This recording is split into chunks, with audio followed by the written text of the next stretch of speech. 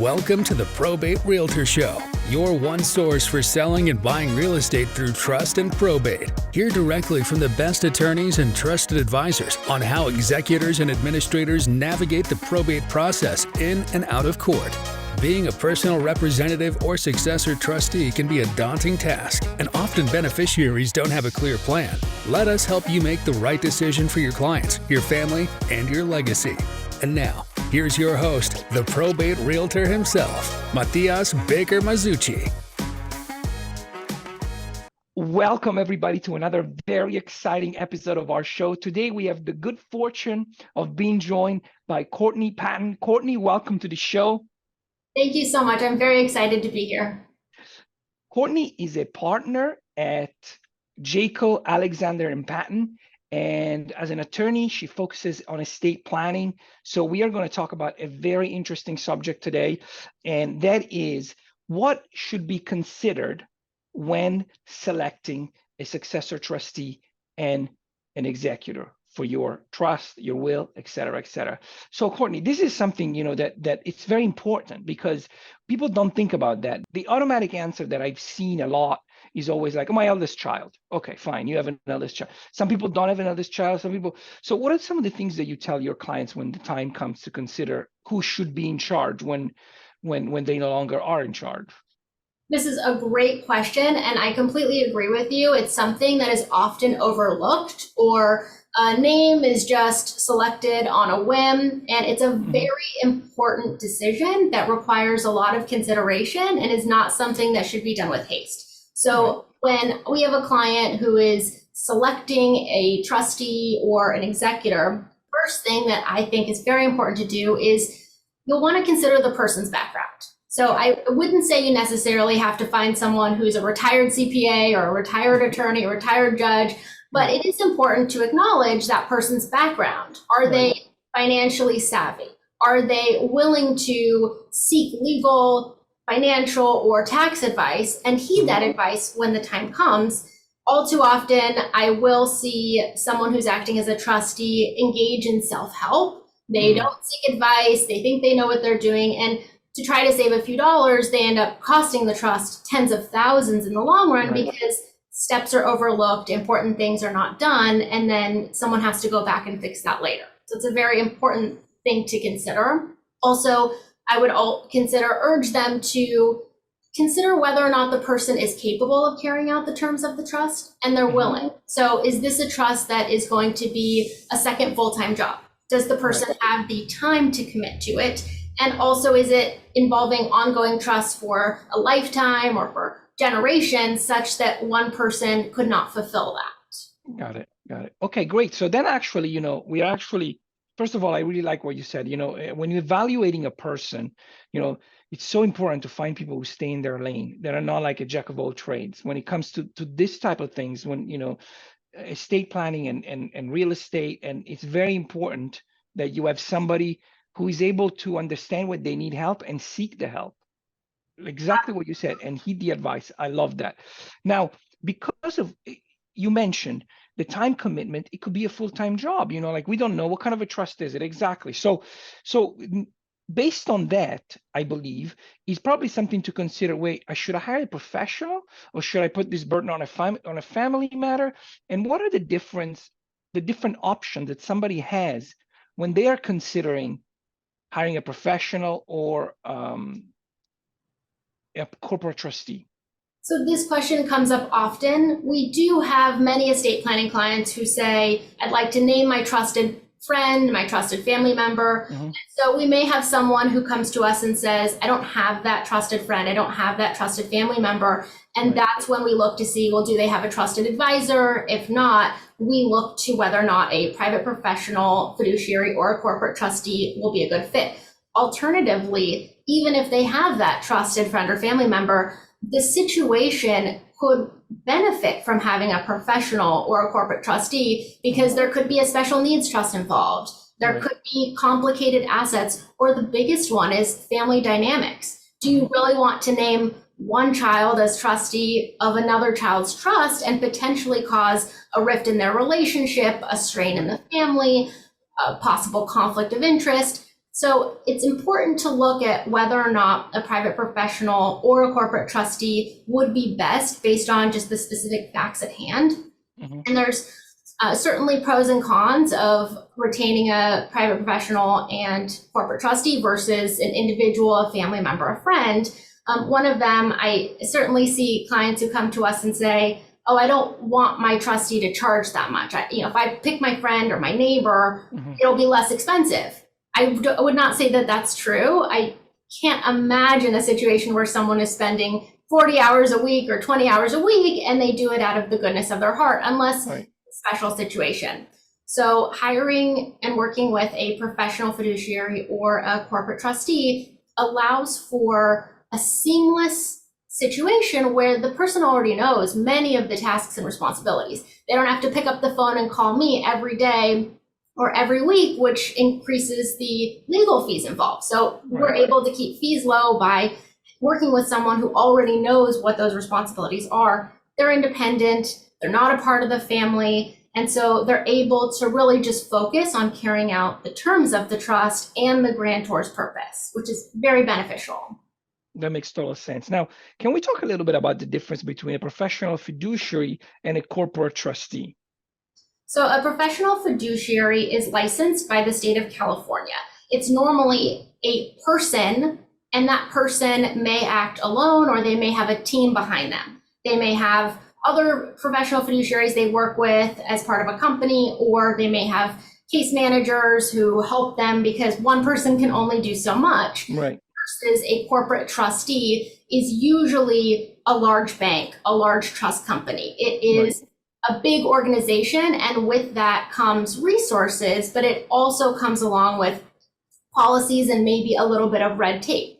So when you're considering which of those is the best fit, as I said, it really does depend on the specific situation. So if we have an individual who has no one to name as their agent under healthcare directive, we may want to look at a private professional because typically a corporate trustee will not make healthcare decisions. So in that case, if you need one person wearing all the hats, maybe you would lean toward the professional fiduciary. But if you have a complicated situation, you have 12 apartment buildings and ongoing businesses to run, maybe that would require more resources and a larger institution.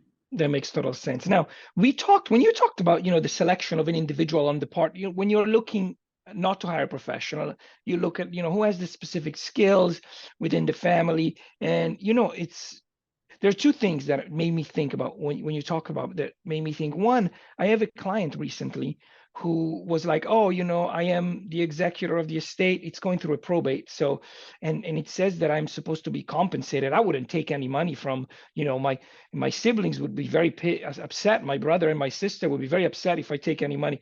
After 1 week that she started doing it, she was like, I'm totally going to get paid for this because this is taking up my whole life now. So that's something to keep into consideration.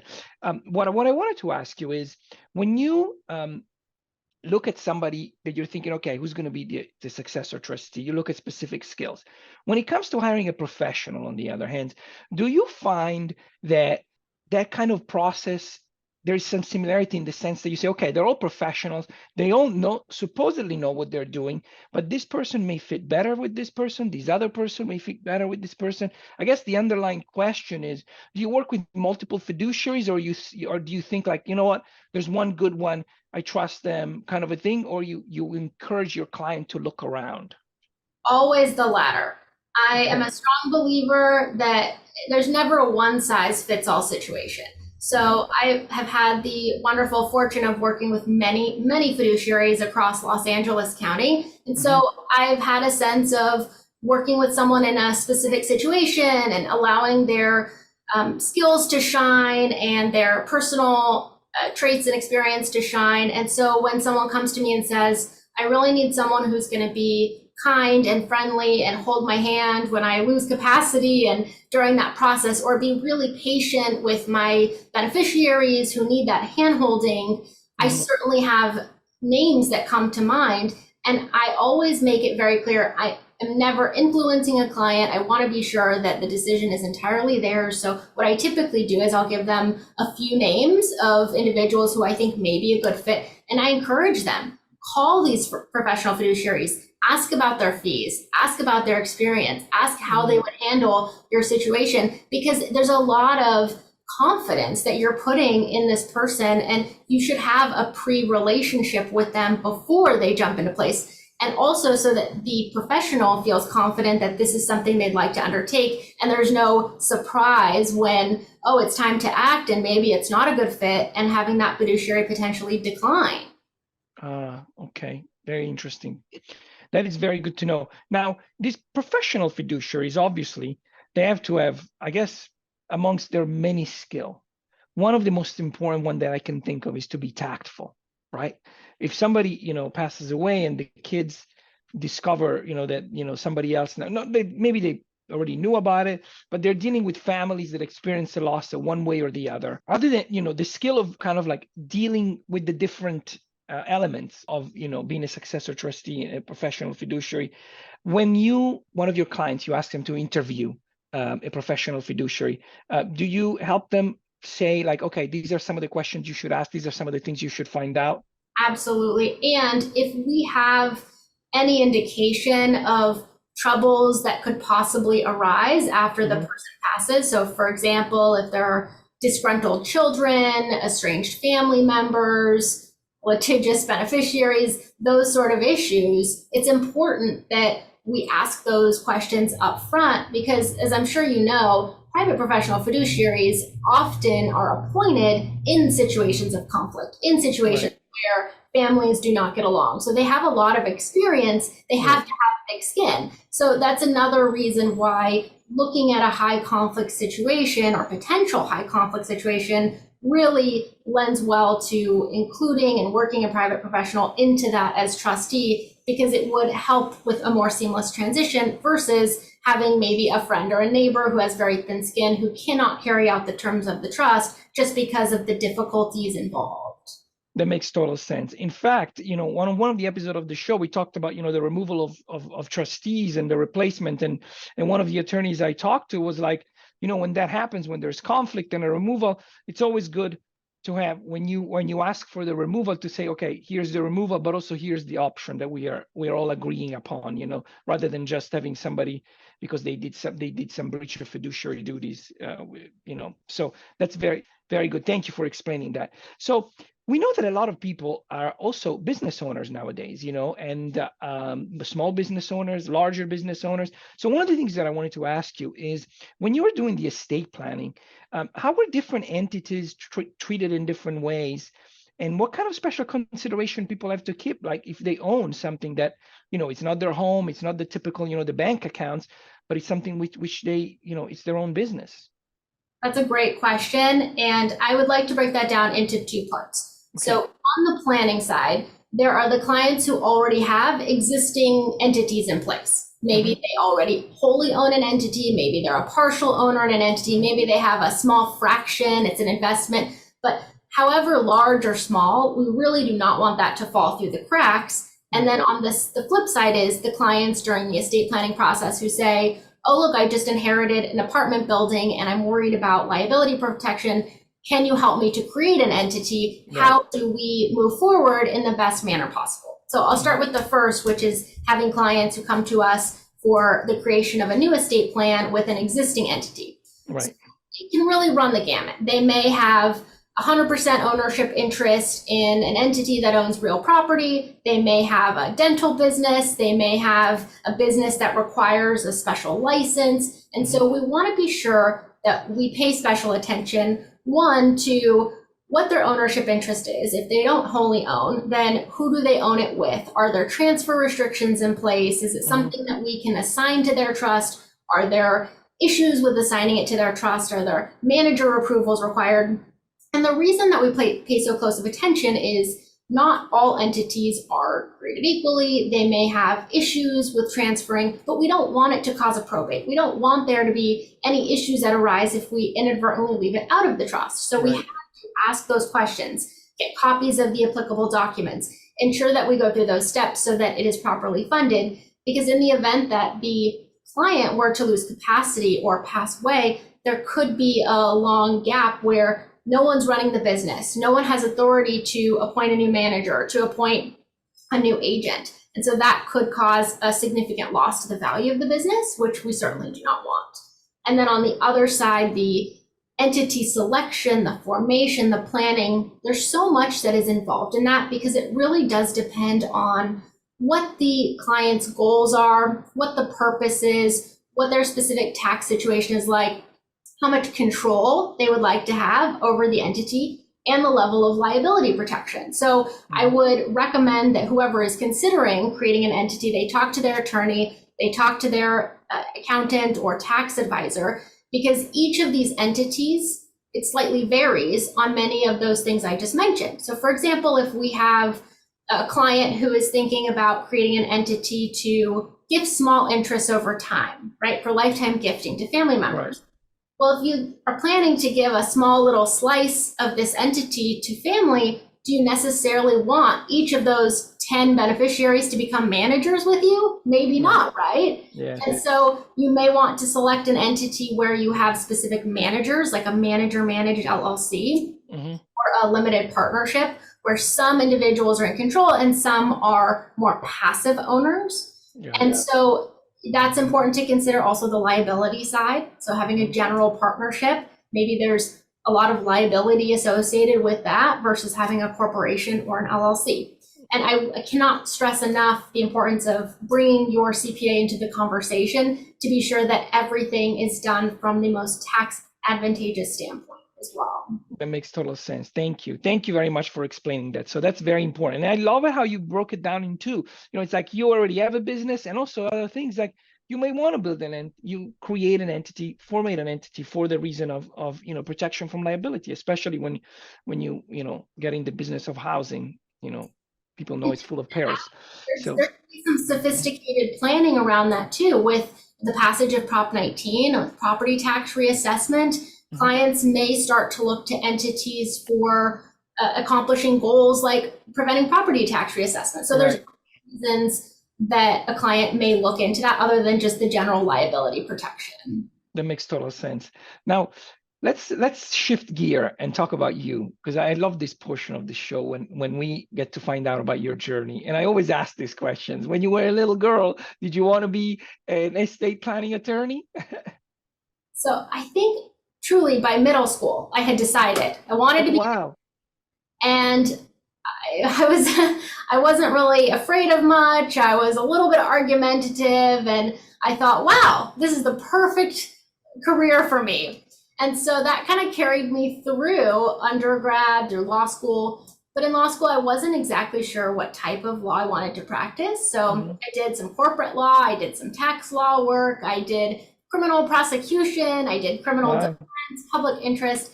I did a little bit of everything because I wanted to find that, this is it. This is what I was meant to do moment. So by the end of law school, I knew that I really loved wills and trusts. That was one of my favorite courses. And I really enjoyed doing public interest externships during law school. And so I knew I wanted to go home at the end of the day and say, wow, I helped someone today. I feel really good about what I did today. So that is how I landed in estate planning and trust. So this is so one of the things when you were in law school and you started doing estate planning and wills, one of the things so the reason you fell in love with it, the reason you liked it, it's because of the positive impact that you felt you created in people's life. Is that correct? Assuming that was the answer. Okay, great. I love that. And your journey began right out of law school. Did you start? You went to a firm, or did you go to the firm that you're currently in, or did you start elsewhere? So out of law school, I took the bar exam, and the second I finished the bar exam, I started at this firm, and actually September 5th, 2013. So 6 days ago was 10 years to the day that I have been at this firm. So I started as a clerk. I was quickly elevated to a contract attorney and then an associate attorney and then partner. So I have been at the same firm doing this for 10 years straight out of law school, which I think is pretty rare. Pretty rare. And you know what? It speaks volume to your professionalism and your ability. I always say, I'm not exactly familiar how it works in the law world, but when I see real estate agents moving from brokerage to broker to broker, I'm always thinking There's nothing wrong with them, like it's like you need to have the ability. And also you lack, I think perhaps, they're very lucky to have you, but you also lacked out in the sense that, I'm sure you want to work with wonderful people. I know Lisa, so that's great. Did you grow up in Southern California? No, I actually grew up in Northern California.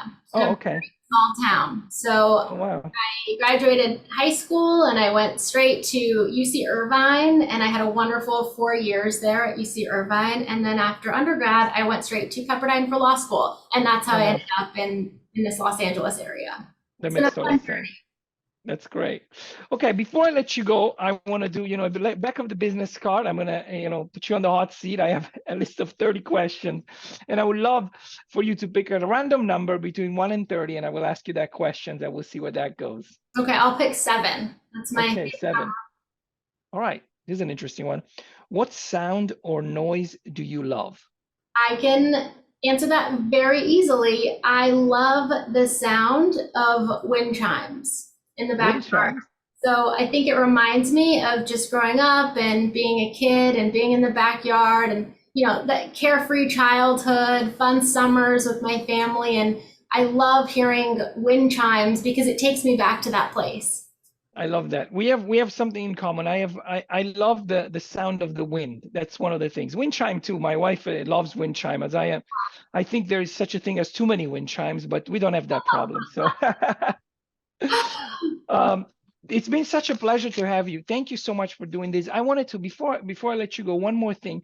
We're going to have your contact information in our show notes, but if somebody's just listening to this on Spotify or Apple Podcast, what is the best way to get a hold of you, Courtney?